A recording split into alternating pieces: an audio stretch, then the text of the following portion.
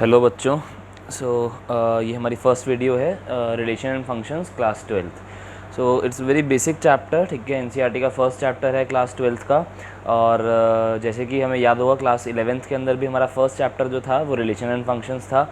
तो कुछ उसके बेसिक्स यूज़ होंगे और कुछ उसको हम और डीप में जाके कुछ टाइप्स ऑफ रिलेशंस, कुछ और ऑपरेशन उस पर हम इस चैप्टर में कवर करेंगे। So this is an introductory video for class 12th relation and functions exercise 1.1, and after this conceptual part I will be covering questions related to exercise 1.1, some important questions, ठीक है। So let's start.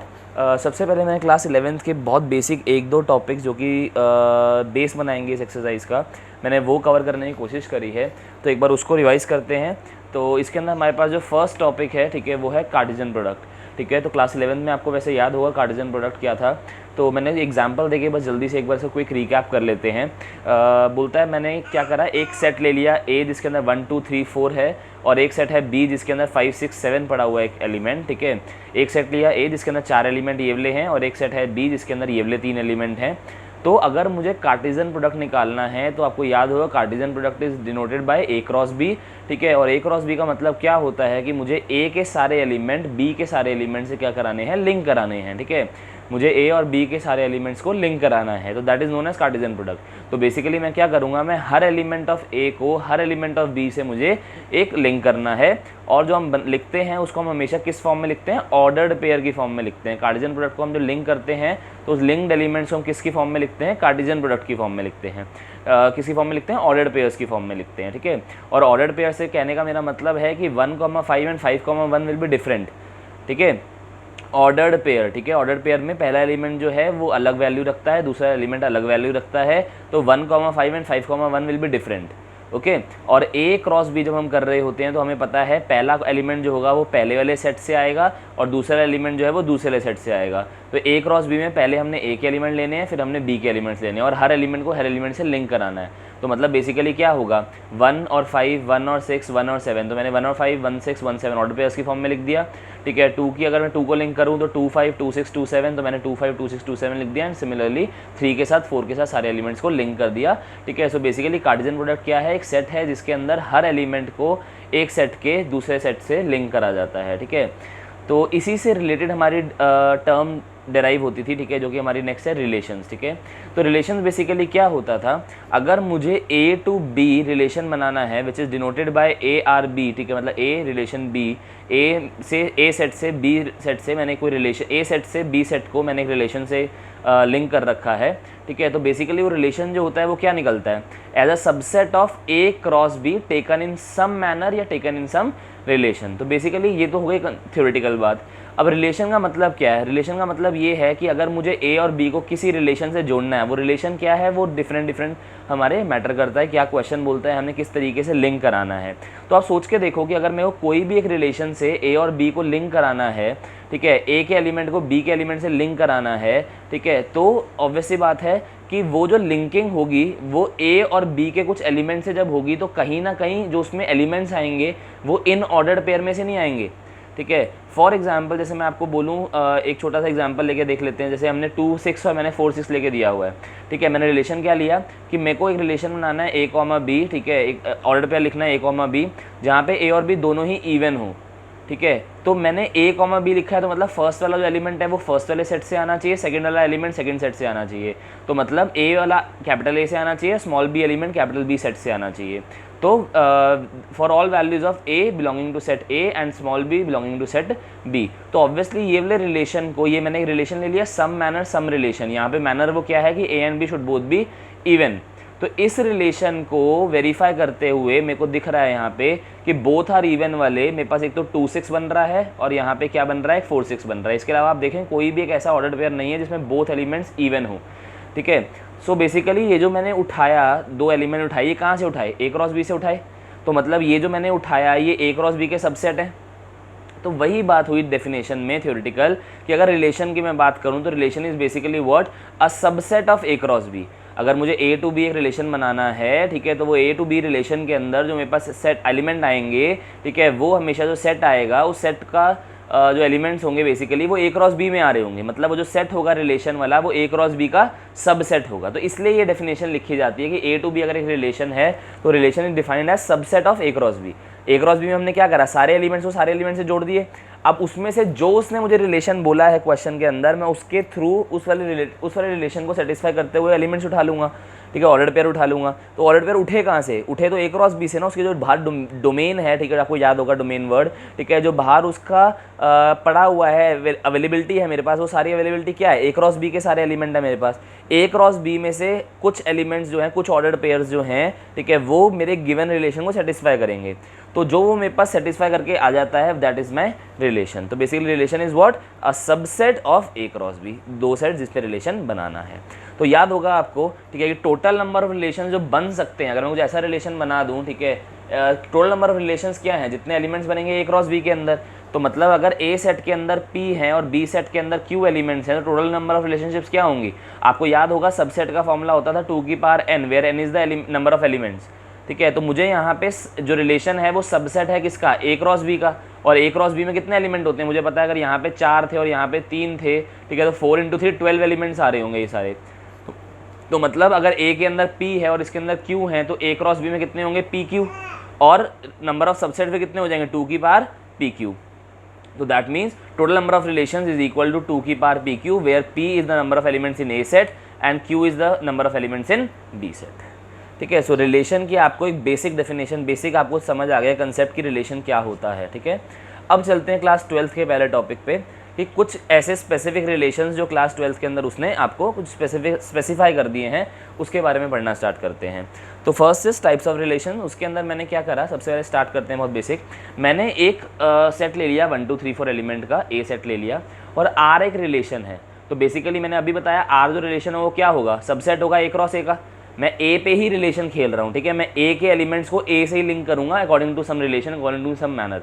तो मैंने यहाँ पे लिखा R is a subset of A cross A. तो ध्यान रखना इसका मतलब क्या है, वो पता होना चाहिए, हर टर्म का मतलब क्या है। तो ए क्रॉस ए, ठीक है, जो आया कार्टेशियन प्रोडक्ट, उसी का सबसेट एक कोई क्या है, मेरा रिलेशन है। कोई रिलेशन आर क्या है वो डिपेंड करेगा, वो हम देखते हैं।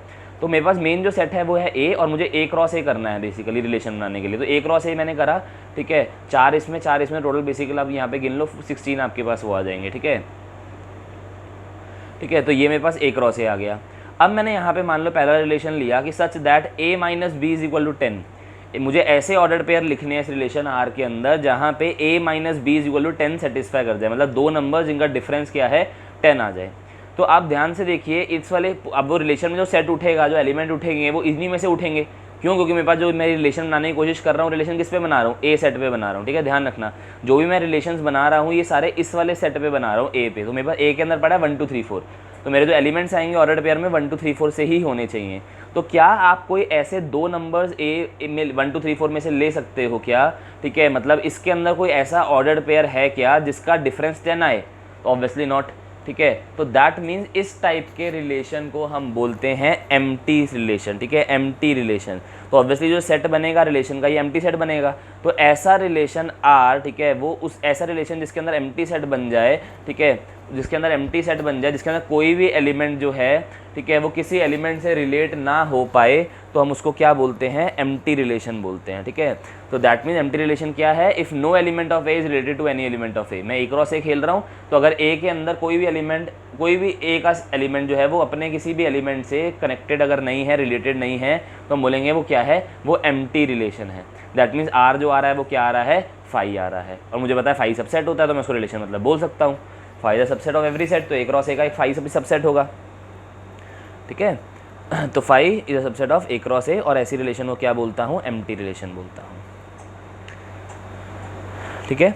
और ऐसी रिलेशन क्या होगा मेरे पास, एम्प्टी रिलेशन होगा। तो आगे चलते हैं। आर डैश एक रिलेशन माना मैंने अब, ठीक है, आर डैश रिलेशन माना जिसके अंदर मैंने लिखा मॉडुलस। अब मेरा रिलेशन क्या है, मैनर क्या है यहाँ पे, modulus of A minus B should be greater than equal to 0। अगर मैं किन्हीं भी दो नंबर्स को माइनस कराऊँ, उसका मॉड निकालूँ, तो या तो वो 0 से बड़ा हो और या वो 0 के इक्वल भी हो सकता है। तो खुद से इसको सोच के देखो, मैंने लगा दिया बाहर मॉड, ठीक है, मॉड मतलब उसकी पॉजिटिव वैल्यू दे देगा, एब्सोल्यूट वैल्यू दे देगा। और अगर सेम एलिमेंट भी मैं ले लूँ, अगर इसमें मैं सेम वाला पेयर भी उठा लूँ 1,1, ठीक है, 2,2, 3,3 भी उठा लेता हूँ अगर मैं, तो भी वो मुझे क्या देगा, 0 तो देगा ही देगा। तो क्या इस वाले रिलेशन को ये सारे के सारे जो सेट हैं, सारे के सारे ऑर्डर्ड पेयर्स हैं, क्या वो सारे के सारे सेटिस्फाई नहीं करेंगे? तो that mean all pairs A comma be in A cross A satisfy this. तो ऐसी रिलेशन को हम बोलते हैं क्या? यूनिवर्सल रिलेशन बोलते हैं, जिसके अंदर हर एलिमेंट ऑफ ए जो है वो हर एलिमेंट ऑफ ए से, हर दूसरे एलिमेंट ऑफ ए से या खुद से भी रिलेटेड है उस सेट ए का, ठीक है। तो दैट मीन जो रिलेशन हो गया वो खुद ही सारा का सारा रिलेशन के अंदर जो एलिमेंट्स आ गए, जो ऑर्डर्ड पेयर्स आ गए, वो सारे के सारे क्या आ गए? ए क्रॉस ए के सारे ही आ गए। तो मतलब ऐसे को हम बोलते हैं क्या? यूनिवर्सल रिलेशन, ठीक है। तो टाइप्स ऑफ रिलेशन के अंदर आपको फर्स्ट 2 टाइप्स आपकी क्लास 12th की समझ आ गई है आपको। वन इज़ एम्प्टी रिलेशन, जिसके अंदर कोई भी आप ऐसा ऑर्डर्ड पेयर नहीं चुन पाओगे, ठीक है, जहाँ पे वो उस रिलेशन को वो ऑर्डर्ड पेयर सेटिस्फाई कर रहा हो। तो अगर वो एम्प्टी सेट आता है तो we call it as empty relation. और अगर पूरा ए क्रॉस ए ही आ जाता है जो सेटिस्फाई कर रहा है, मतलब ए क्रॉस ए के सारे ही आपके जो ऑर्डर्ड पेयर्स हैं वो उसको सेटिस्फाई कर देते हैं अगर, तो हम उसको बोलते हैं क्या? यूनिवर्सल रिलेशन बोलते हैं, ठीक है। तो 2 आपके पास बहुत बेसिक टाइप्स ऑफ रिलेशन जो हैं आपके पास वो कवर हो गए हैं, ठीक है। अब चलते हैं मोस्ट इम्पॉर्टेंट पार्ट पे, ठीक है, मोस्ट इम्पॉर्टेंट टाइप ऑफ आपके रिलेशंस पे, ठीक है। और वो क्या है? मैंने यहाँ पे एक सेट लिया, एक रिलेशन लिया आर, ठीक है, A comma A for every element, for every small A, ठीक है, belonging to set capital A. मैंने एक ऐसा एलिमेंट ले लिया ए कॉमा ए, मतलब 1,1, 2,2, 3,3, 4,4, इस टाइप के जो एलिमेंट होंगे वो आएंगे इस रिलेशन के अंदर। खुद समझ के देखो, मैं बोल रहा हूँ जो इसके अंदर इस रिलेशन में आएंगे वो ए कॉमा ए की फॉर्म में होने चाहिए, मतलब दोनों एलिमेंट सेम होने चाहिए, ठीक है। तो मतलब इसके अंदर क्या आएगा? 1, 1, 2, 2, 3, 3, 4, 4 आएगा। तो मतलब एक चीज़, ऐसे वाले सेट को हम क्या बोलते हैं? हम ऐसे वाले सेट को बोलते हैं रिफ्लेक्सिव रिलेशन, ठीक है। रिफ्लेक्सिव रिलेशन मतलब if each element of A is related to itself, this is known as reflexive relation. तो बेसिकली हम क्या लिखते हैं कि ए कॉमा ए, मतलब हर एलिमेंट खुद से ही, ए जो एलिमेंट है वो खुद से ए से ही क्या है? कनेक्टेड है, रिलेटेड है, ठीक है। तो ये तो हो गई थियोरेटिकल बात। तो अगर आपको रिफ्लेक्सिव रिलेशन किसी क्वेश्चन में चेक करने को आता है, ठीक है, तो समझ लेना कि अगर उस सेट का हर एलिमेंट, एवरी वर्ड को ध्यान रखना, अगर उस सेट का हर एलिमेंट अपने आप से कनेक्टेड है, ठीक है, अपने आप से रिलेटेड है, जो भी उसने रिलेशन दी है, अगर उस रिलेशन को हर एलिमेंट अपने आप से ही रिलेट कर पा रहा है, तो मैं उस वाले सेट को, उस वाले रिलेशन को बोलूँगा रिफ्लेक्सिव रिलेशन, ठीक है। अगर यहाँ पे आपको याद होगा जो मैंने यहाँ पे कैपिटल ए सेट लिया हुआ है वो 1, 2, 3, 4 आ रहा था, ठीक है। तो दैट मीन्स अगर वो यहाँ पे मान लो आप 4 और 4 नहीं होता, ठीक है, आपके पास सिर्फ 1, 1, 2, 2, 3, 3 होता, तो ये डेफिनेशन फेल हो जाती है कि हर एलिमेंट जो है वो अपने आप से लिंक्ड नहीं है। हर एलिमेंट का मतलब 1, जितने उसमें एलिमेंट हैं सेट के अंदर वो सब अपने से लिंक होना चाहिए, मतलब 1,1, 2,2, 3,3, 4,4 सब एग्जिस्ट करने चाहिए। अगर वो एग्जिस्ट नहीं कर रहे हैं तो आप उसको बोलोगे कैसा रिलेशन है? रिफ्लेक्सिव रिलेशन है, ठीक है। तो हमने 2 टाइप्स और पढ़नी है इस ऐसी। एक सबसे पहले सबसे इंपॉर्टेंट आपने पढ़ ली है रिफ्लेक्सिव रिलेशन। रिफ्लेक्सिव रिलेशन ढूंढने के लिए आपको सीधा दिमाग लगाना है कि अगर हर एलिमेंट अपने आप से कनेक्टेड है, अपने आप से रिलेटेड है, उस इन्फॉर्मेशन के वजह से जो क्वेश्चन में दी हुई है वो ऑर्डर्ड पेयर सेटिस्फाई कर रहा है खुद का ही, 1,1, 2,2, 3,3 जितने भी एलिमेंट्स हैं, तो उस रिलेशन को आप बोलोगे क्या? रिफ्लेक्सिव रिलेशन बोलोगे। क्या बोलोगे? रिफ्लेक्सिव रिलेशन बोलोगे, ठीक है। तो आगे चलते हैं। अब आगे अगला टर्म आता है। अगले टर्म को समझाने के लिए मैंने यहाँ पे एग्जांपल क्या दिया है, आपको इस तरीके से लिखना है, ठीक है। ये एक टाइप है जो आपको इस टाइप से ना, इस जो थ्योरेटिकल लैंग्वेज है वो आपको इस टाइप से कुछ ना कुछ लिखनी पड़ेगी। सिर्फ इंग्लिश से काम नहीं चलेगा कि हाँ as element, every element of A is related to itself, तो ऐसे काम नहीं चलेगा। ये भी लिखो, बट कहीं ना कहीं अगर ऐसा कुछ लिख दोगे since A comma A belongs to relation, तो कहीं ना कहीं आपको नंबर मिल जाएंगे पूरे, ठीक है। तो इसके अंदर अगला है, अगला मैंने क्या लिया कि अगर A1, ठीक है, A2 रिलेशन को बिलोंग कर रहा है, ठीक है, और वो ऐसा रिलेशन है कि उसके अंदर A2 A1 भी बिलोंग करता है, ठीक है, उसी रिलेशन में अगर A1 A2 बिलोंग कर रहा है तो A1 A2 कर रहा है, ये क्वेश्चन में दिया, तो अगर A2 A1 भी करता है, ठीक है, for every element of belonging to capital A set, अगर आपके पास एक एलिमेंट जो है A1 A2 2 एलिमेंट्स लिए मैंने, अगर वो कर रहा है सेटिस्फाई, तो A2 A1 भी करना चाहिए। मैंने आपको बताया था ऑर्डर्ड पेयर में डिफरेंट होता है, A1 A2 और A2 A1 डिफरेंट है। तो कहीं ना कहीं इस वाले रिलेशन में क्या समझाने की कोशिश कर रहा हूँ कि अगर x, y मान लो सेटिस्फाई कर रहा है तो y, x भी सेटिस्फाई करना चाहिए। अगर ऐसा हो गया तो ऐसे रिलेशन को क्या बोलते हैं? सिमेट्रिक रिलेशन बोलते हैं। नाम से ही थोड़ा बहुत समझ आ रहा होगा, ठीक है, कि अगर x, y सेटिस्फाई कर रहा है तो y, x भी सेटिस्फाई करना चाहिए। मतलब अगर मैं आपको जैसे ये बोल दूँ, ये वाला एक एग्जाम्पल ले लूँ, ठीक है, 1 2 2 1 1 1, ठीक है, तो 1,2 अगर सेटिस्फाई कर रहा है तो 2,1 भी सेटिस्फाई कर रहा है, देख लो।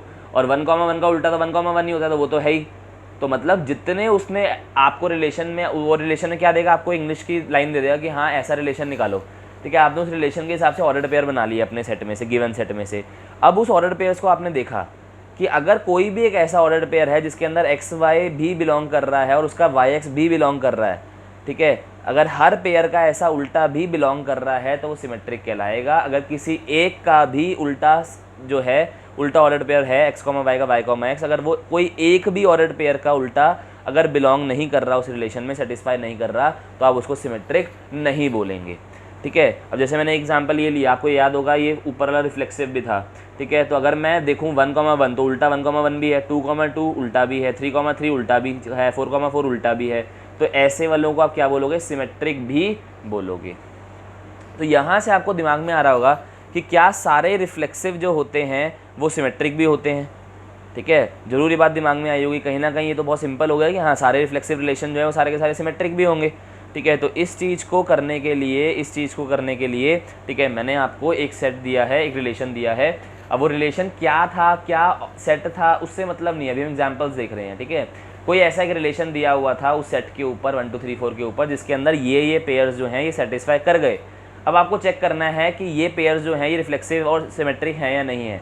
तो आप इसमें चेक करके देखो, ठीक है, कि क्या ये रिफ्लेक्सिव हैं सारे के सारे। वही सेट है जो इसमें गिवन सेट है, रिलेशन से आपको मतलब नहीं है। गिवन सेट जो है वो 1 2 3 4 था, और कोई मैंने एक रिलेशन आर दिया, ठीक है, कुछ भी रिलेशन एक आर था, उसके अंदर ये ऑर्डर्ड पेयर सेटिस्फाई कर गए, ठीक है। तो अगर इस ऑर्डर्ड पेयर्स को देखते हुए आप खुद देखो कि सिमेट्रिक है या और रिफ्लेक्सिव है, कौन सा है कौन सा नहीं है, तो आपका वो डाउट क्लियर हो जाएगा कि क्या सारे रिफ्लेक्सिव सिमेट्रिक होते हैं, आपका वो डाउट क्लियर हो जाएगा। अगर यहाँ पे रिफ्लेक्सिव सिमेट्रिक आ रहे हैं दोनों ही, तो आपका है कि हाँ जी होते हैं। अगर आपको कुछ ऐसा यहाँ पे दिख रहा है जो कि अब तक दिख भी गया होगा, बट मैं नहीं बोलूँगा अपने मुंह से कि रिफ्लेक्सिव जो है ये रिफ्लेक्सिव है और सिमेट्रिक नहीं हुआ अगर, तो आपका मतलब वो रिजल्ट जो है वो फॉल्स हो गया आपके दिमाग में कि every reflexive is not symmetric. तो प्लीज़ खुद चेक करो, ठीक है, और आप लोग उसका रिजल्ट बनाओ, ठीक है। फिर आगे चलते हैं, अगला देखते हैं, ठीक है। तो आपके पास रिफ्लेक्सिव हो गया, ठीक है, और सिमेट्रिक